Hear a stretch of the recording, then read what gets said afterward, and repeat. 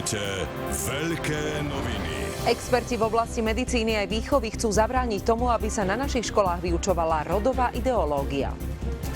Makov.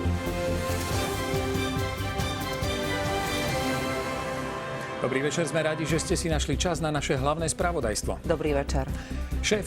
Experti v oblasti medicíny aj výchovy dnes zverejnili výzvu, ktorou chcú zabrániť tomu, aby sa na školách vyučovala rodová ideológia. Presnejšie, podľa nich školstvo smeruje k tomu, že si raz naše deti budú môcť vybrať, aké pohlavia chcú reprezentovať. Naozaj si myslíš, že si heterosexuál?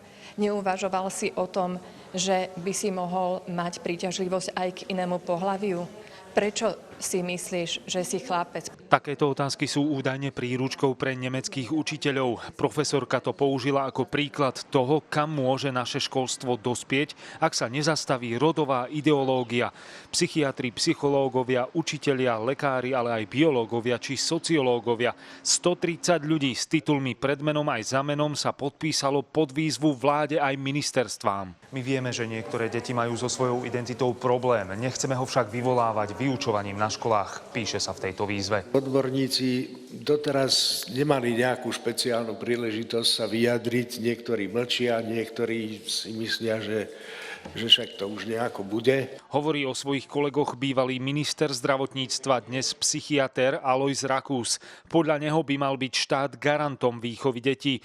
Pod výzvu sa podľa autorov podpíšu čoskoro aj ďalší experti. Následne ju rozpošlú po Slovensku. Aj pánu premiérovi a na jednotlivé ministerstvá a samozrejme aj na všetky základné stredné školy riaditeľom týchto škôl. Ale aj experti sa rozchádzajú v názoroch. Podľa niektorých je to vec odbornej diskusie a nie podpisovania sa pod výzvy vláde. Pokiaľ sa s deťmi o týchto témach bavíme, tak oni práve naopak vychádzajú posilnené v tej svojej identite, či je mužská, či je ženská. Oslovili sme aj ministerstvo školstva. Na našich školách sa vyučuje o rodovej rovnosti, ale skôr z pohľadu diskriminácie.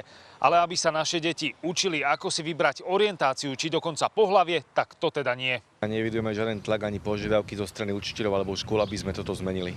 Darius Haraxin, televízia JOJ.